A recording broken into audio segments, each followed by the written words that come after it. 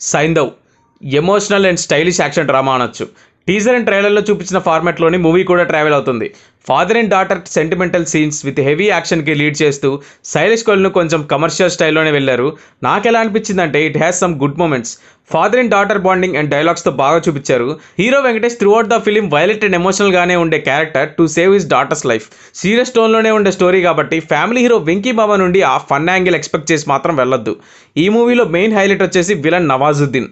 ఆ frustration, attitude, dialogues crazy workout అయ్యాయి. First to last మనల్ని బాగా ఎంటర్టైన్ చేస్తాడు. నార్మల్ సీన్ కూడా తన ప్రెజెన్స్ వల్ల బాగా ఎలివేట్ అయింది.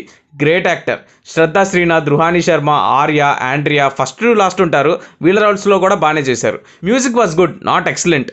నెగిటివ్స్ విషయానికి వస్తే ఫోకస్ అంతా ఎమోషన్ నుండి యాక్షన్ వైపు మారడంతో క్లైమాక్స్ పార్ట్లో అంత రిలేట్ అవ్వలేకపోయా. అండ్ ఆల్సో చాలా చోట్ల రైటింగ్ డల్ అనిపించింది. కొన్ని ఫైట్ సీన్ స్టైలిష్ వేలో ప్రజెంట్ చేశారు, బట్ నాకంత హై అయితే రాలేదు. Okay, it's a decent film, give it A try.